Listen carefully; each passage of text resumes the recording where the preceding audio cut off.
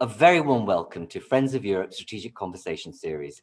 This series is about speaking to leaders, thinkers, influencers, decision makers, commentators who have a view and our ability to shape our societies and our world view of matters. Today, I'm very pleased to welcome Ambassador Zhang Ming, who is the Ambassador to the EU from the People's Republic of China. I have a great opportunity to spend half an hour with him to talk about all matters China. As everyone will know, there isn't a day, a week, in the past however long where we haven't talked about the role, influence, capacity, implications and influence of China both on Europe and the world. Today, especially at the beginning of this year, we know with the changing relationship across the pond in relation to the new Biden presidency, but also in the context of a comprehensive agreement of investment with China, there are a number of issues here in the context of one of the most severe situations we've encountered in the past 130 years, which is an economic and health crisis combined. So Ambassador, a very warm welcome to you and thank you for making the time to speaking to me. Warm welcome. Zhang, I want to start with the big question about how the expectations are of China in relation to EU relations in the context of the number of points that are affecting global relations and EU-China relations. What do you see as the future of the relationship with the EU, especially when every week, every day, there's a hardening of the approach in the sentiments, feelings, and views of your policies in China? What is your sense of the future relationship? Thank you, Mr. Kanani. No doubt, the China-EU relations are of crucial importance. 2020 was not an ordinary year, with the great difficulties in the international environment and the widespread of COVID-19. Every country and individual are severely affected, coming under huge pressure and challenges. China-EU relations are no exception. Yet looking back, we are happily surprised and proud to find that 2020 saw a robust growth of China-EU relations. High-level exchanges were more frequent than ever before. President Xi Jinping had over 20 phone calls or video meetings with European leaders. The two sides held the 22nd China-EU Summit and launched the new high-level dialogues in green and digital fields. The two sides formally signed the Geographical Indications Agreement and concluded the investment agreement negotiations as scheduled. We also joined forces in upholding multilateralism, fighting the COVID-19, promoting economic recovery, and addressing global challenges. A quote by Charles Dickens seems to be an apt description. It was the best of times. It was the worst of times. Indeed. China-EU relations are advancing against all odds. This reflects what we Chinese believe, that is, from a crisis, opportunities arise. To turn a crisis into opportunities, three things are crucial. First, China and the EU have major shared interests and they need each other as partners. Second, China and the EU are well aware of their shared responsibilities in safeguarding world peace and prosperity, promoting healthy globalization, upholding multilateralism, and improving global governance. Third, China and the EU have a shared commitment to cooperation and dialogue. We commit to promoting cooperation, resolving or managing differences through dialogue rather than confrontation. We reject any destructive attempt to poison international relations or to preach for the so-called new Cold War. This year, China and the EU have a rich agenda, although challenges never fall short. The two sides need to keep the sound momentum of their relations and make more concrete efforts to promote high-level exchanges, push for the follow-up procedures of the investment agreement, coordinate the COVID-19 response on both health and economic fronts, set up green and digital cooperation, and strengthen multilateral governance. This serves the interests of China and EU and contributes to global stability and prosperity in this uncertain world. Facts have proved that China and EU are comprehensive strategic partners, not systemic rivals. Dialogue and cooperation for mutual benefit have always been the keynote of China-EU relations. China and the EU are two major forces, markets, and civilizations. China-EU relationship has a value of its own and follows its own logic in development. The course of its growth will not be changed due to a particular event at a particular time. Well, as for the European attitude toward China, I believe that in dealing with the state-to-state relations, common sense matters. I could tell from my conversations with the EU colleagues that they agree with me. We welcome and listen carefully to sensible and constructive criticisms, as such voices could help enhance mutual understanding, reduce suspicions, and make all of us better off. Okay.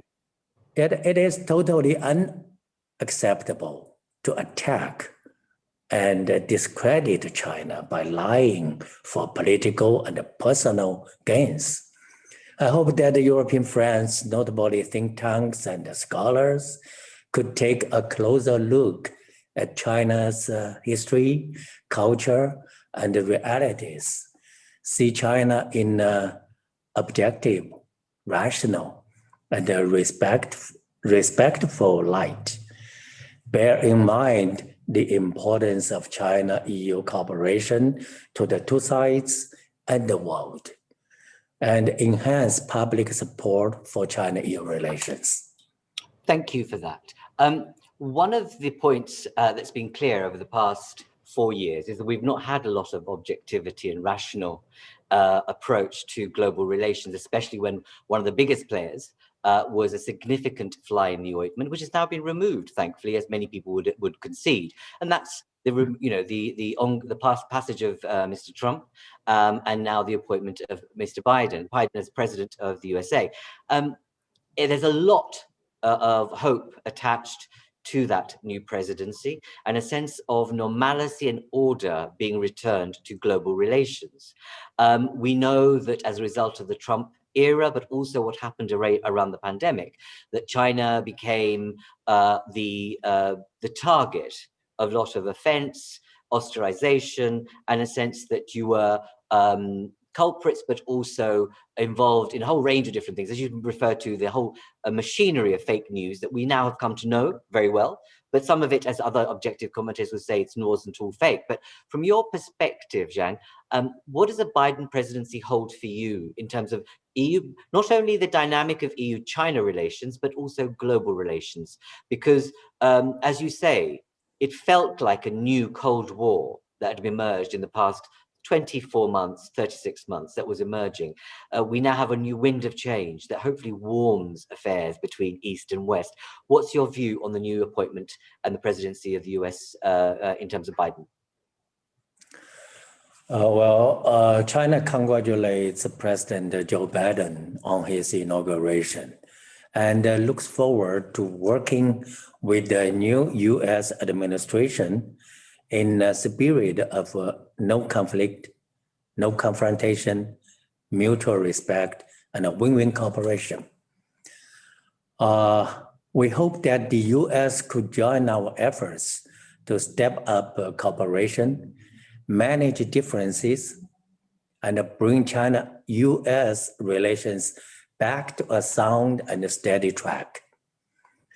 Over the years, for obvious reasons, China-US and EU-US relations have encountered difficulties. China and the EU are both victims of unilateralism and protectionism, and both advocate multilateralism and an open international trade system. The US has decided to return to the Paris Agreement and the World Health Organization. The world today faces both grave challenges and rare opportunities. As my president, Mr. Xi Jinping, said at the World Davos Forum virtual event a few days ago, we cannot tackle common challenges in a divided world. And confrontation will lead us to a dead end. In addressing the current crisis and building back better, the whole mankind must work together in solidarity. Multilateralism is highly relevant at the moment. Multilateralism is about having international affairs addressed through consultation. The future of the world must be shaped by all countries. It is up to all of us to build consensus and join forces in tackling global issues like COVID-19, like climate change, like economic recovery and digital technologies. We must let the torch of multilateralism light up humanity's way toward a community of a shared future. This serves the interest of China, EU, and the US, and benefits all people around the world. China and EU have a major role to play in promoting world peace, common development, and human progress. China and the EU are comprehensive strategic partners with 45 years of diplomatic ties. China-EU relationship has stood the test of time and has a solid basis and a value of its own. It's not attached to any other major country relations. Well, I have strong confidence in the steady development of China-EU relations. I noticed that the EU is a strong advocate for strategic autonomy and open cooperation. Hopefully, such a spirit will continue to guide EU's foreign policy and contribute to world stability and development. Well, for the China-EU investment agreement, as my president, Mr. Xi Jinping, said during the recent video conference with the EU leaders, the investment agreement will widen market access, improve business environment, strengthen institutional safeguards, and create a brighter prospect for cooperation for Chinese and EU investors. Well, the agreement is the first high standard investment agreement between two of the top three economies in the world, and therefore could serve as a good example.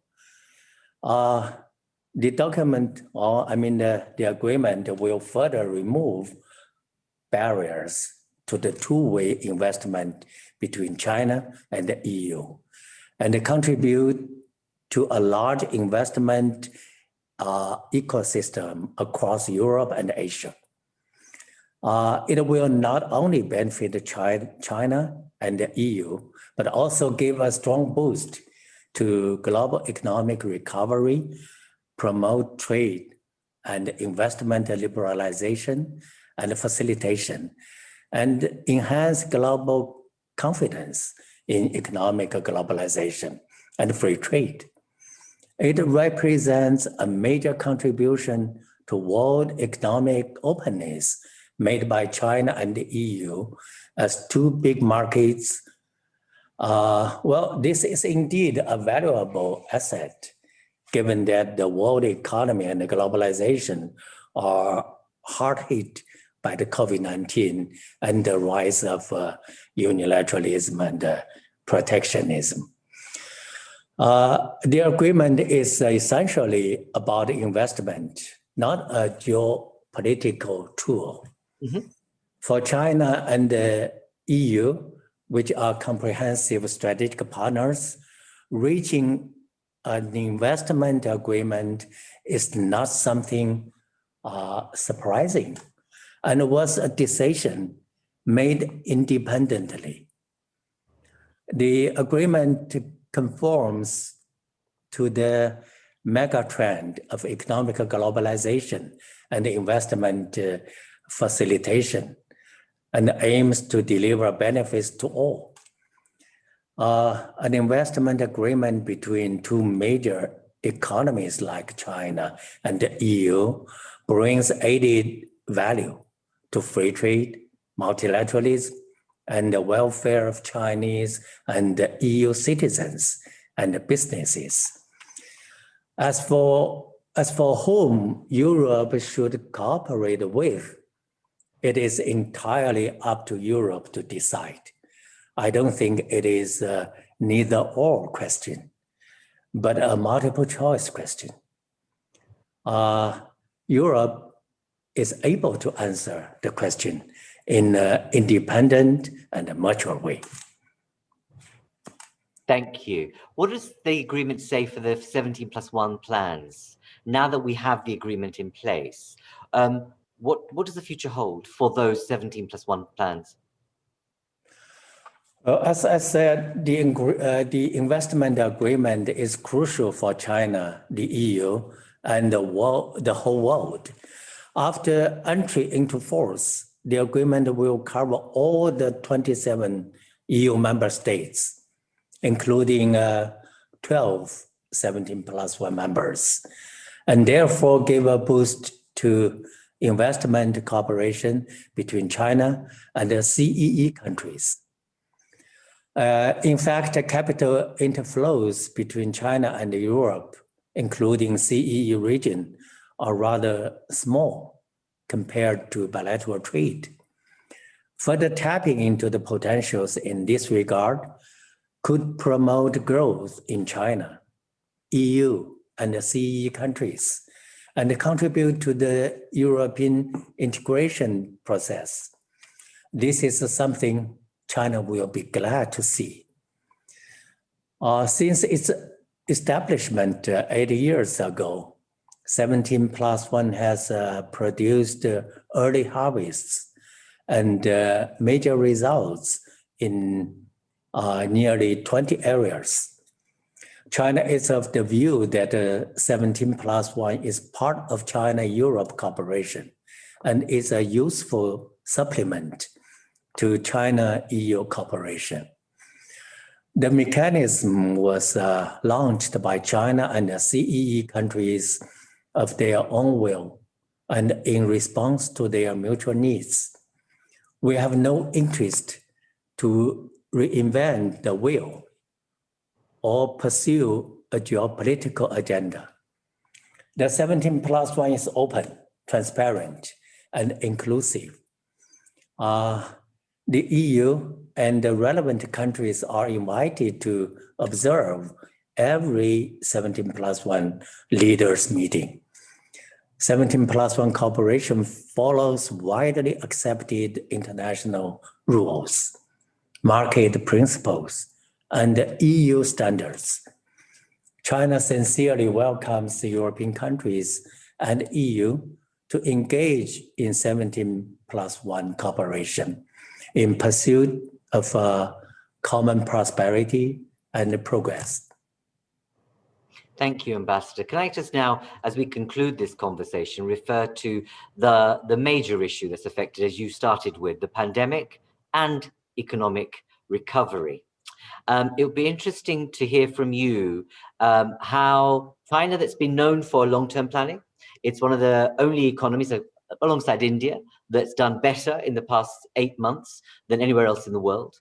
So there's something about your economic planning and recovery and your long-term planning that others may wish to learn from. But from your perspective, Ambassador, tell us, how are you reconciling, or how are you kind of reconciling the pandemic recovery with long-term economic planning, and what can others learn from your approach? Well, China's GDP grew by 2.3% in 2020, crossing the mark of 100 trillion yuan, or 13 trillion euros for the first time in China's history.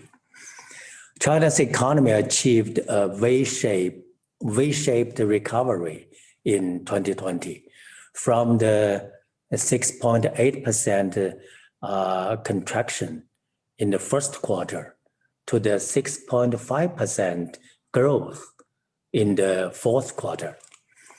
This is not easy by any means, especially against the backdrop of the COVID-19, severe global economic recession, and a rising unilateralism and protectionism. Such achievement would not have been possible without the hard work and the solidarity of the 1.4 billion Chinese people, and our efforts to balance epidemic containment and economic and social development. This is also attributable to China's cooperation with Europe and other global partners. In 2020, China's trade in goods exceeded 4 trillion euros, up by 1.9% from the previous year. China's trade in goods with the EU was nearly 600 billion euros, up by 5.3%, more than double the average growth rate of China's trade with its global partners. China is now the EU's largest trading partner. Indeed. This fully speaks to the strong resilience and the importance of China-EU economic and trade cooperation. What China has achieved is good news, not only for China, but also for the whole world. For years, China has contributed to over 30% of global growth. China's recovery is a source of global confidence. I'm glad to see that many European companies in China have regained profits thanks to the growth of the Chinese market. You mentioned China's long-term economic planning. Indeed, making long-term planning is an important way of governance in China. Despite the impact of COVID-19, we managed to meet the major targets set in the 13th five-year plan. And most notably, we have eliminated extreme poverty in China as scheduled by last year. This year, we will kickstart the 14th five-year plan and enter a new phase in development. We have also set out the long-range objectives through 2035. The watchwords include green, low carbon, innovation, opening up at a higher level, and expansion of domestic consumption. You may find many commonalities between Chinese and EU visions and approaches. This means enormous opportunities of cooperation, which must be seized and translated into actions. Well, China and the EU follow different paths of development as a result of different historical, cultural, political, and development backgrounds.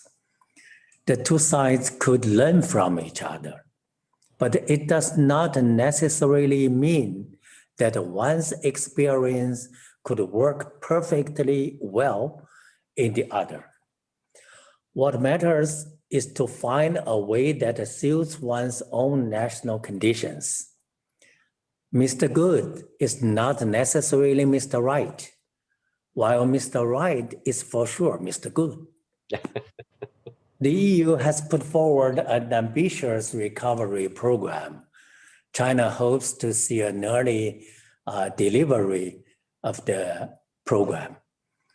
I believe that as long as China and the EU look at each other and handle differences in a spirit of equality, mutual respect, and openness, we could develop and prosper together through cooperation and healthy competition, and find the right approach to relations between major powers. Thank you very much, Ambassador. Clearly, at Friends of Europe, we felt that for some time that when we think about global relations, not only geopolitics, but in terms of trade and industry and markets, the EU ought to be looking more to the east rather than the west because of the demographic changes, the market prowess of India and China and other countries in the east, but also there is something about creating a greater balance in the globe in terms of different perspectives and an approach to multilateralism.